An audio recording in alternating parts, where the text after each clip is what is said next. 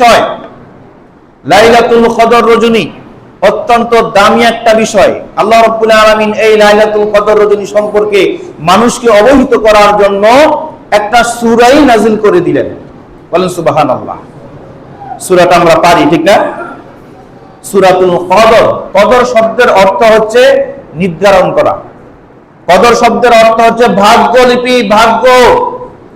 এই রাতে যারা লাইলাতুল কদর রজনীতে যারা ইবাদত বندگی করবে, আল্লাহকে খুশি করতে পারবে, সারা রাত ব্যাপী জাগো থাকতে পারবে, আল্লাহ রাব্বুল আলামিন তার ভাগ্যটাকে এমন করে দিবেন, ওই ব্যক্তির কপালে যদি তকদিরে যদি জাহান্নাম লেখা থাকে, ওই একটা রাত আল্লাহর সন্তুষ্টির কামনায় ইবাদত বندگی করার কারণে ওই ব্যক্তির তকদির থেকে জাহান্নাম কেটে দিয়ে ওই ব্যক্তির তকদিরে জান্নাত লিখে দিবেন। বলে সুবহানাল্লাহ।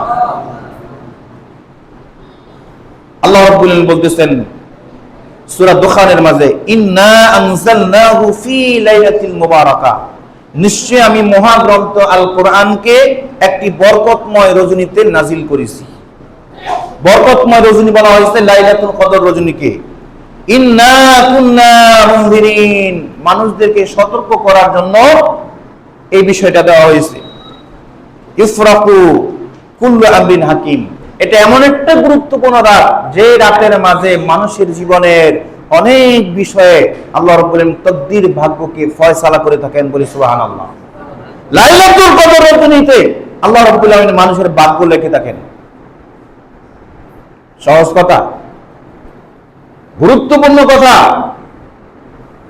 যে আপনি জাহান্নামী, এই রাত্রতে আপনি ইবাদত করার কারণে আল্লাহ খুশি হইয়া আপনার তকদিরে জাহান্নাম কেটে দিয়ে আপনার তকদিরে কি করবেন? জান্নাত লিখে দিবেন। 1 বছরের মানুষের হায়াত মউত কি এই রমজান থেকে সামনের রমজান পর্যন্ত হায়াত পাবে, বৃদ্ধি পাবে, এটা অধিভুক্ত করা হয়। কার কতটুকু রিজিক হবে, কার কি হবে না হবে, সব বিষয়ে ফয়সালা করা হয়। তো সেই ফয়সালার দিনে যদি আমরা আল্লাহকে সন্তুষ্ট করতে পারি, তাহলে তো আল্লাহর পক্ষ থেকে অবশ্যই ভালো ফয়সালাই আসবে। অতএব এই বিষয়ে আমাদের খেয়াল করতে হবে। সম্মানিত উপস্থিতি, লাইলাতুল কদর রজনীটা কি এমনি আসছে না, এর পিছনে একটা ঘটনা আছে। ঘটনা কি? একবার আল্লাহ রাসূল সাহাবীদের সামনে একটা বিষয় নিয়ে আলোচনা পেশ করতেছেন যে আগের দিনের নবীর উম্মতেরা অনেক হায়াত পাইয়া, লম্বা হায়াত পাইয়া, শত শত হাজার বছর হায়াত পাইয়া তারা অনেক আমল করছে, শত শত বছর হায়াত পাইছে। ধরেন নূহ আলাইহিস সালামের যুগ, আদম আলাইহিস সালামের যুগ বা এর পরে অনেক হায়াত তারা পাইয়া, দীর্ঘ জীবন পাইয়া, শত শত বছর পাইয়া অনেক আমল করতে পারছে, জিহাদ করতে পারছে, অনেক সালাত আদায় করতে পারছে, ভালো ভালো কাজ করতে পারছে। এখন আমাদের হায়াত কত বছর? আল্লাহ রাসূল বলেছেন আমার উম্মতের হায়াত হচ্ছে 60 থেকে 70 বছরের ভিতরে। মনে রাখবেন, আমাদের হায়াত কত? 60 থেকে 70 বছর। তাহলে বলতে পারেন তাহলে যে 80, 90, 100, 120 বছর বাঁচে, সেটা হচ্ছে অতিরিক্ত বোনাস। যারা 70 বছরের পরে হায়াত পায় সেটা হচ্ছে বোনাস, সেটা আল্লাহর পক্ষ থেকে মেহেরবানি, আল্লাহর পক্ষ থেকে দয়া, সেই জন্য তারা পায়। কিন্তু আল্লাহ রাসূল বলতেছেন যে আমার উম্মতের হায়াত হচ্ছে 60 থেকে 70 বছরের ভিতরে। এখন এই সময় পাইয়া সাহাবীরা কতটুকু নামাজ পড়তে পারবে, কতটুকু সিয়াম পালন করতে পারবে, কতটুকু জিহাদ করতে পারবে? ঘটনা শোনার পরে রাসূলের সাহাবীরা মর্মাহত হয়ে গেছে, প্রশ্ন করছে, রাসূল আগের যুগের সেই তার উম্মতেরা অনেক হায়াত পাইয়া তারা অনেক ভালো ভালো কাজ করতে পারছে, আর আমাদের বয়স মাত্র 60 থেকে 70 বছর। এর ভিতরে আবার কিছু চলে যায় শৈশবকাল, কিছু চলে যায় বৃদ্ধকাল। বৃদ্ধকালে তো তেমন ভাবে আল্লাহকে ডাকতেও অনেকে পারে না, আবার কিছু চলে যাচ্ছে শৈশবকালে, কিছু জিহাদের মধ্যে চলে যায়, এমনি সেমনি চলে যায়। আর বাকি যে সময়টা থাকে এই সময়ের ভিতরে কতটুকু আল্লাহকে তারা ডাকতে পারবে, আল্লাহর ইবাদত বندگی করতে পারবে? এই কথা শোনার পরে আল্লাহ রাসূল মনের মাঝে একটু কষ্ট পেলেন। ঠিক হয়তো আমার সাহাবীরা যে কথা বলছে আসলেই তো এটা ঠিক কথা, এটা সঠিক কথা। আমাদের প্রিয় নবী মুহাম্মদুর রাসূলুল্লাহ সাল্লাল্লাহু আলাইহি ওয়াসাল্লামকে আল্লাহ রাব্বুল আলামিন তার মনটাকে সন্তুষ্ট করার জন্য সূরাতুল কদর নাযিল করে আল্লাহ নবীর মনটাকে ভরিয়ে দিলেন। বলে সুবহানাল্লাহ।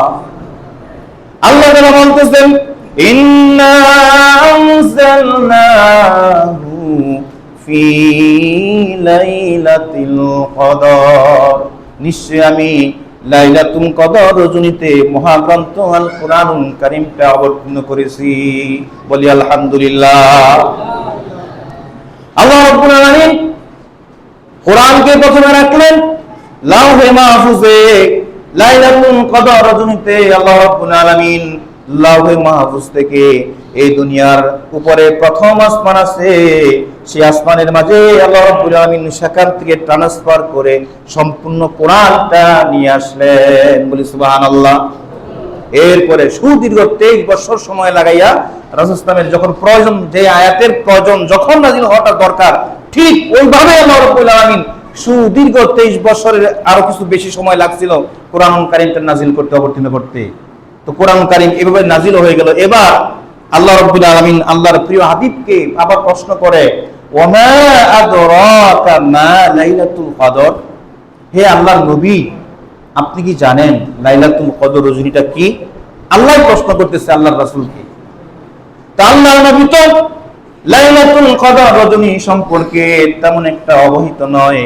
আল্লাহর পক্ষ থেকে নিজেই জবাব দিলেন, লাইলাতুল কদরি খায়রুম মিন আলফিশ শাহর।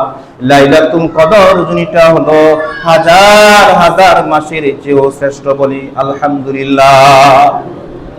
আল্লাহ তাআলা জানিয়ে দিলেন, হে প্রিয় হাবিব, আপনি এবং আপনার উম্মত যদি লাইলাতুল কদর রজনীতে ইবাদত বন্দেগীর মাধ্যমে কাটাইতে পারেন, আপনি আপনার উম্মতেরা যদি লাইলাতুল কদর রজনী পেয়ে যায়, তাহলে ওই যে হাজার শত বছর পর্যন্ত হায়াত পাইয়া যে আমলটা করছে, এক রাতের বিনিময়ে আমি আল্লাহ রাব্বুল আলামিন এর চেয়ে বেশি সওয়াব তাদেরকে দান করব। বলি সুবহানাল্লাহ।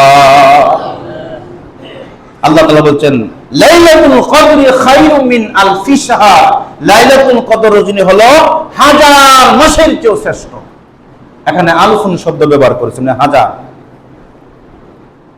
তাফসীর কারগণ উল্লেখ করেন, হাজার যদি ধরা হয়, যদি 1000 ধরা হয় 1000 মাস, তাহলে হিসাব আনতে দেখা গেছে এর হিসাবে হয় আপনার 83 বছর 4 মাস 10 দিনের মতন সময় হয়। বলি সুবহানাল্লাহ।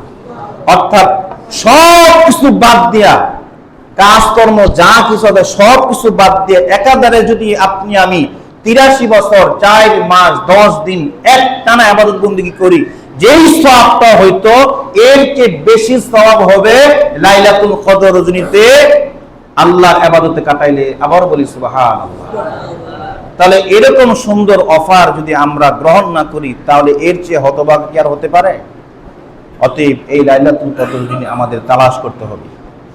লাইলাতুল কদরি খায়রুম মিন আলফি শাহর তানাজ্জালুল মালায়েকাতু ওয়ার রূহ। এই লাইলাতুল কদর রজনী এমন একটা গুরুত্বপূর্ণ রাত, যে রাতের মাঝে আল্লাহ রাব্বুল আলামিন তানাজ্জালুল মালায়েকাতু, অসংখ্য অগণিত ফেরেশতা এই পৃথিবীতে নাজিল করে থাকেন। ওয়ার রূহ, এখানে রূহ বলতে জিবরাইল আলাইহিস সালামকে বোঝানো হয়েছে। জিবরাইল আলাইহিস সালাম সহ অগণিত অসংখ্য ফেরেশতা। হাদিস শরীফে আছে যে পৃথিবীতে যত পাথর আছে, এই পাথরের চেয়েও অধিক ফেরেশতা এই পৃথিবীতে অবতীর্ণ করা হয়। বলে সুবহানাল্লাহ। তানাজ্জালুল মালায়েকাতু ওয়ার রূহ ফিহা বিইذনি রাব্বিহিম মিন কুল্লি আমর। যে আল্লাহর পক্ষ থেকে তারা বিভিন্ন আদেশ, বিভিন্ন বিষয়, বিভিন্ন আহকাম হুকুম নিয়ে এই পৃথিবীর বুকে অবতীর্ণ হয়ে যায়। এই ফেরেশতারা ছবি তুলে থাকে। জিবরাইল আলাইহিস সালাম এটা দেখেন কোন জায়গার মধ্যে কোন বান্দা কোন বান্দি সারা রাতব্যাপী জাগ্রত থেকে মহান আল্লাহ রাব্বুল আলামিনের ইবাদত বন্দেগী পালন করতেছে। তারা এটাকে অবজারভেশন করেন, তারা দেখেন। দেখার পরে আল্লাহর কাছে গিয়ে বলেন যে আল্লাহ, তোমার অমুক বান্দা অমুক বান্দি তোমাকে রাজি খুশি করার জন্য সারা রাতব্যাপী রব্বুল আলামিন ইবাদত বন্দেগী পালন করেছে, তারা ঘুমায় নাই। আল্লাহ রাব্বুল আলামিন তখন আল্লাহ রাব্বুল আলামিন কি হয়ে যান?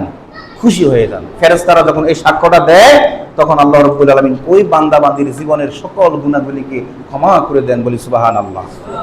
ওই যে আল্লাহর রাসূল বলেছেন, মান কামা লাইলাতুল কদরি ঈমানান ইহতিসাবান গুফিরা লাহু মা তাকাদ্দামা মিন যামবিহি।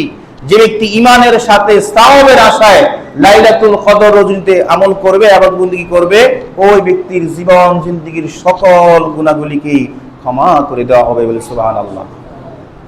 তাহলে এক রাতের বিনিময়ে যদি জীবনের সব গুনাহ ক্ষমা হয়ে যায়, তাহলে এই রাত্রগুলি, যে 5টা রাত্র আছে, এই রাত্রগুলি কি আমাদের তালাশ করা দরকার না? ধরেন আমি একটা উদাহরণ দিয়ে বুঝাই। একজন ব্যক্তি বলল যে ভাই, আমার বাড়ির মাঝে 1 লক্ষ টাকা রেখে আসছি, আমি বাড়িতে থাকবো না, একটা টাইম দেওয়া আছে যে আপনি 1 ঘন্টার ভিতরে আমার ঘর থেকে যদি তালাশ করে টাকা আনতে পারেন, তাহলে আপনার সব টাকা আপনার হয়ে যাবে, এমন একটা অফার দেওয়া হইলো। তাহলে আমরা কি করতাম, যে 1 লক্ষ টাকা এটা আর ফেরত দিতে হবে না, বাড়িঘর তছনছ করে নিলেন, যে কোন জায়গার মধ্যে টাকা না আছে আমাকে বার করতে হবে, 1 লক্ষ টাকা মাধ্যমা, অনেক ব্যাপার স্যাপার। তাহলে দুনিয়ার ক্ষেত্রে 1 লক্ষ সামান্য টাকার জন্য যদি আমরা সময় দিচ্ছি মাত্র 1 ঘন্টা, এর ভিতরে তছনছ করে হলে বাড়িঘর কোন জায়গার মধ্যে আছে আমরা সেটা খুঁজি, তাহলে যে রাতের বিনিময়ে সব কিছু আল্লাহ তাআলা ফয়সালা করে দিবেন, জীবনের সব গুনাহ মাফ করে দিবেন, তকদিরে যদি জাহান্নাম লেখা থাকে তকদিরে জান্নাত দিয়ে দিবেন, আল্লাহ নেককার বান্দা হিসেবে কবুল করবেন। এই যে এই অফারগুলি কি আমাদের গ্রহণ করা উচিত না? অবশ্যই উচিত। 5টা রাত্রি আমাদেরকে তালাশ করতে হবে। আয়েশা রাদিয়াল্লাহু আনহা থেকে বর্ণিত, তিনি বলেন আল্লাহ রাসূল বলেছেন, তাহাররু ওয়া লাইলাতুল কদরি ফিল ভিতরি মিনাল আশরিল আওয়াখির মিনার রমজান, যে মাহে রমজানের শেষ দশকের বেজর রজনীতে তোমরা লাইলাতুল কদর রজনী তালাশ করো।